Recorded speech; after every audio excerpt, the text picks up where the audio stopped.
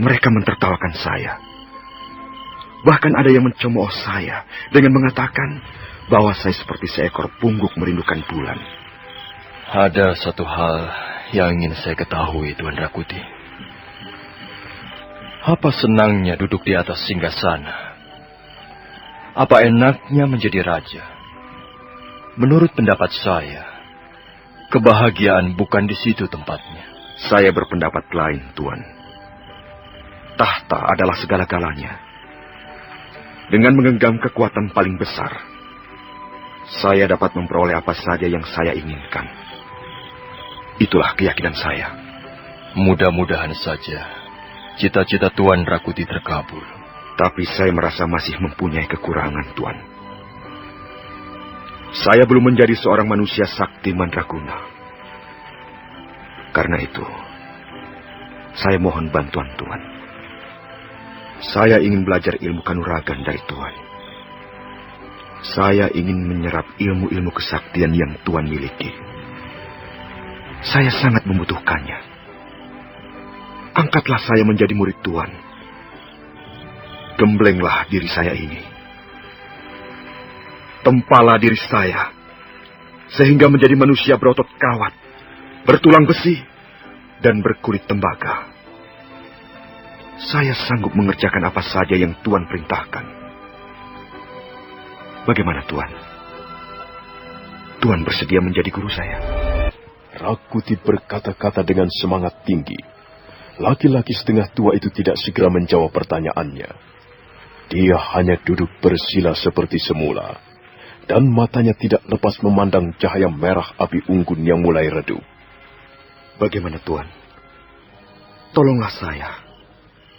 Saya akan gembira sekali jika Tuan sudi menjadi guru saya. Mengapa Tuan Rakuti memilih saya sebagai guru? Saya percaya kepada Tuan. Saya yakin Tuan mempunyai simpanan ilmu-ilmu kesaktian. Saya yakin Tuan dapat menjadi guru saya yang sempurna. Dari mana Tuan tahu bahwa saya mempunyai simpanan ilmu-ilmu kesaktian? Saya ini orang biasa. Saya bukanlah pendekar. Saya tidak percaya. Sudahlah Tuan Rakuti. Saya tidak dapat memenuhi permintaan Tuan. Saya tidak pernah mengajarkan apa-apa kepada orang lain. Saya bukan seorang guru. Mungkin Tuan memang bukan seorang guru.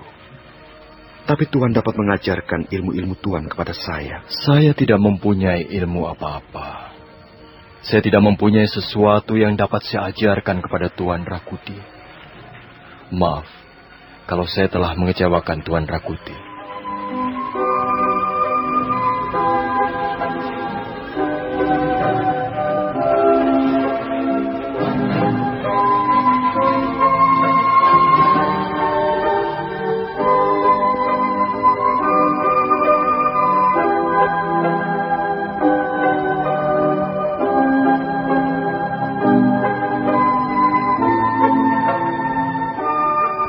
Rakuti kecewa. Dia tersenyum pahit. Dia merasa keinginannya dicampakkan begitu saja. Laki-laki setengah tua berdiri dan melangkah ke halaman pondok. Tangannya meraih potongan-potongan kayu kering dan menumpukannya di atas api unggun. Api kembali menjadi besar. Tiba-tiba Rakuti ingin mencobai kemampuan laki-laki yang sekarang masih berdiri tegak di halaman pondok. Diam-diam dia menggenggam tombak Padmayoni.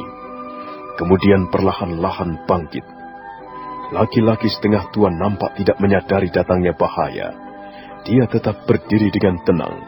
Matanya menatap api unggun yang semakin besar.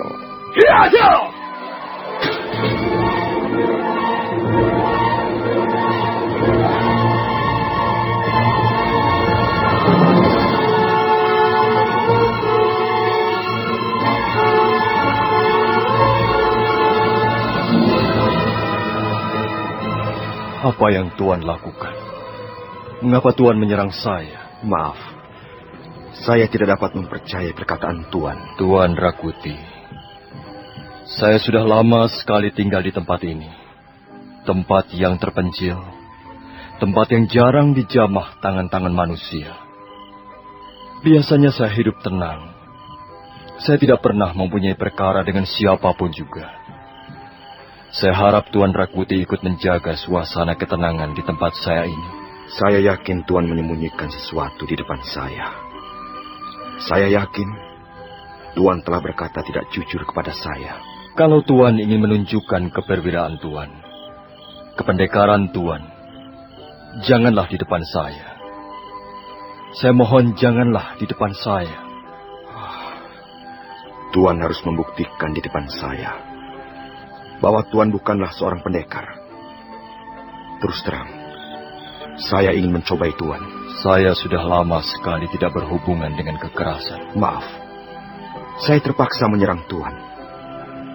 Kalau memang Tuan tidak mampu menahan gempuran-gempuran saya ini, barulah saya percaya bahwa Tuan bukanlah seorang pendekar. Kemudian saya akan segera pergi meninggalkan tempat ini. Bersiaplah, Tuan.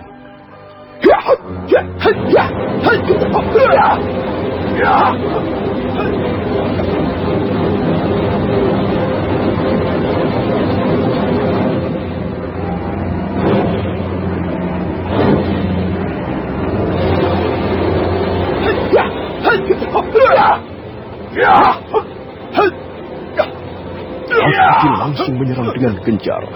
Laki-laki itu kelihatan gugup sebentar, tapi kemudian dia berhasil menangkis serangan. Rakuti terus memburu. Dia mengirimkan beberapa pukulan sekaligus. Salah satu di antara pukulan itu berhasil mengenai dada lawannya. Laki-laki itu terjajar ke belakang. Tapi Rakuti menyusul dengan serangan-serangan berikutnya. Tunggu, Tuan. Tunggu.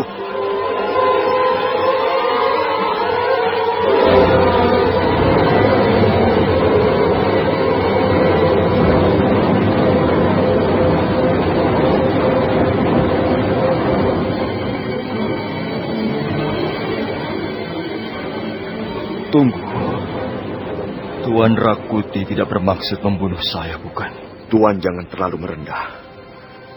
Saya tahu Tuan belum mengerahkan seluruh kemampuan Tuan. Saya kira pertarungan ini tidak perlu diselesaikan. Saya menyerah.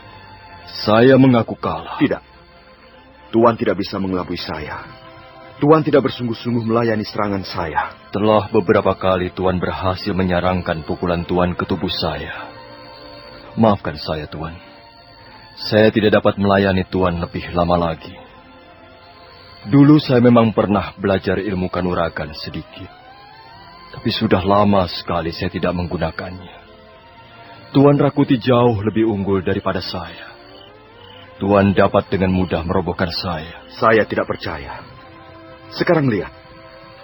Tuan harus bertarung dengan sungguh-sungguh. Sebab jika tidak, akibatnya akan sangat parah.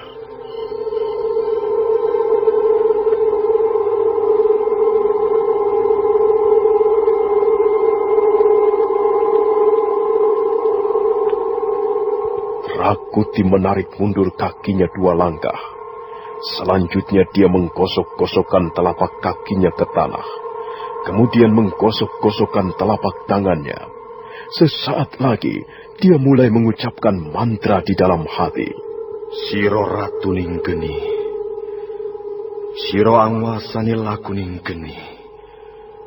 Jagat tiro jagat geni. Langit tiro langit geni. Sekoro niro sekoro geni. Tuan Rakuti. Apa yang sedang Tuan lakukan? Sekarang Tuan harus menyelamatkan nyawa Tuan. Tunggu. Mengapa jadi begini? Bukankah Tuan sendiri yang mengatakan bahwa Tuan bermaksud menjadi seorang tamu yang baik? Apa yang telah Tuan katakan kepada saya sama sekali tidak memuaskan hati saya. Sekarang saya ingin menguji Tuan. Jika Tuan dapat menyelamatkan serangan-serangan saya ini, saya tidak perlu ragu-ragu lagi. Saya yakin Tuan adalah seorang pendekar pilih tanding. Dan saya benar-benar akan berguru kepada Tuan. Nah, bersiaplah. Kali ini Tuan harus benar-benar berhati-hati. Serangan saya mematikan.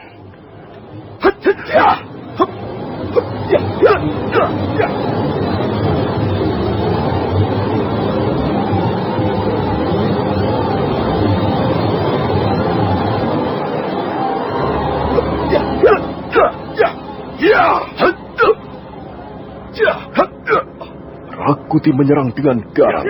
Kali ini dia menyerbu dengan telapak tangan kanan yang sudah dilampari Aji Segara Geni. Laki-laki setengah tua terpaksa berlompatan ke sana kemari untuk menghindari terkaman maut.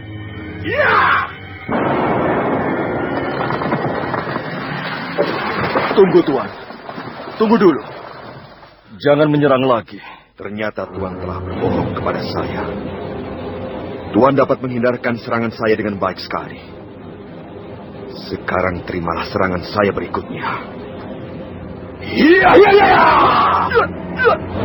Kembali pertarungan berlangsung dengan sengit. Rakuti terus menggempur pertahanan lawannya, mendobrak dengan Aji Segara Geni. Tapi ternyata usahanya selalu gagal. Laki-laki setengah tua itu dapat menangkis ataupun menepiskan serangan dengan manis. Rakuti menjadi penasaran. Akhirnya dia menyerang dengan lebih garang. Rakuti terkejut. Kali ini musuhnya dapat bergerak dengan sangat cepat, secepat kitiran, secepat angin. Rakuti merasa sedang berkelahi melawan bayangan. Beberapa kali pukulan Aji Segara Geninya menerpa ruangan kosong. 40 jurus segera berlalu. Rakuti nampak kepayahan, dan akhirnya dia jatuh berlutut.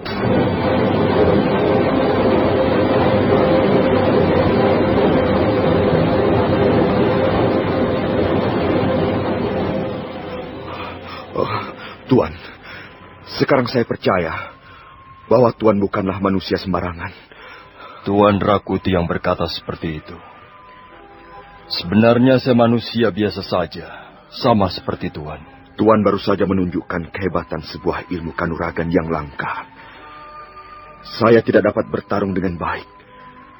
Saya kebingungan. Tuan dapat bergerak secepat angin. Saya seperti menyerang bayang-bayangan. Tuan Rakuti, Tuan terlalu berlebihan menilai saya. Tidak. Saya berkata yang sesungguhnya. Tuan mempunyai pukulan yang dahsyat. Tuan hanya kurang mujur. Tidak. Saya memang mempunyai pukulan yang dahsyat. Pukulan Aji Segara Geni. Tapi ternyata pukulan itu tidak banyak gunanya setelah saya berhadapan dengan Tuan. Tuan bahkan mampu melumpuhkan saya tanpa memukul. Tuan pastilah seorang pendekar yang hebat. Saya ingin berguru kepada Tuan. Saya ingin menyerap ilmu Tuan. Sudahlah. Lebih baik Tuan Rakuti istirahat. Tidak, Tuan. Saya akan tetap berlutut di tempat ini. Sampai Tuan bersedia mengangkat saya menjadi murid. Tuan Rakuti, saya bukan guru. Saya tidak dapat mengangkat siapapun juga menjadi murid. Lebih baik Tuan Rakuti mencari orang lain. Saya bukanlah orang yang tepat untuk menjadi guru Tuan. Saya tidak peduli. Saya akan tetap berlutut di sini sampai Tuan mengangkat saya menjadi murid. Tuan Rakuti jangan memojokkan saya. Terserah apa yang Tuan katakan. Saya akan tetap berlutut. Saya tidak yakin Tuan mempunyai tekad yang besar. Tuan boleh lihat. Saya akan berlutut di sini. Terus berlutut. Sehari, 2 hari, sebulan. Saya akan terus berlutut. Saya tidak akan menyerah.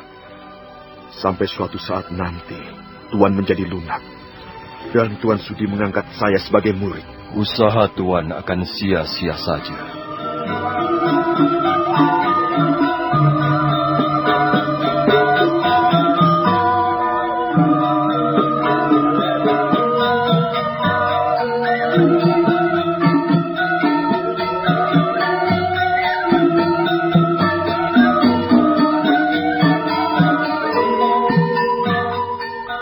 Rakuti terus berlutut di halaman pondok, sementara laki-laki tua melangkah ke dalam pondok. Angin dingin bertiup kencang, menyapu pucuk-pucuk pohon. Rakuti menggigil kedinginan, tapi dia terus berlutut. Sementara laki-laki setengah tua sudah menggulirkan tubuhnya di samping bocah bersisik ular. Nampaknya bocah itu terbangun. Ayah? Apa kau sudah mengusir orang itu, Ayah? Kita tidak perlu mengusir siapa-siapa, Nak. Biarkan saja dia pergi sendiri. Apakah dia sudah pergi? Belum. Di mana dia sekarang? Dia masih di halaman pondok. Apa yang dilakukannya? Entah apa yang dilakukan orang itu. Sudahlah Jambu Nada, tidurlah. Persediaan makanan kita sudah habis. Besok pagi kita harus pergi ke tengah hutan. Apakah kita juga akan berburu kijang, Ayah? Kita akan berburu kijang. Dan mungkin sapi-sapi liar. Bocah bersisik ular tidak lagi melanjutkan pertanyaan-pertanyaannya. Dia segera membalikkan tubuhnya ke dinding pondok. Sebentar kemudian suasana di ruangan pondok menjadi sepi. Sementara itu Rakuti masih berlutut di halaman pondok. Tiba-tiba angin bertiup kencang, mendung tebal bergulung-gulung datang. Rakuti tidak peduli, dia terus berlutut. Dan sebentar kemudian hujan pun membasuh permukaan bumi.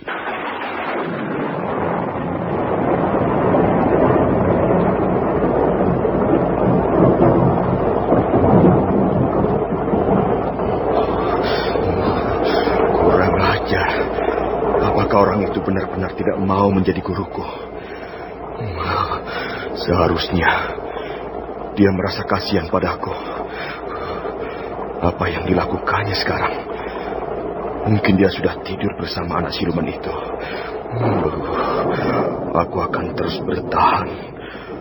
Kukira besok pagi sikapnya akan berubah. Aku yakin dia seorang pendekar mumpuni. Dia mampu bergerak secepat angin. Aku yakin dia belum mengeluarkan seluruh kemampuannya. Mudah-mudahan saja hatinya menjadi lunak. Dan dia bersedia menjadi guruku. Mudah-mudahan saja.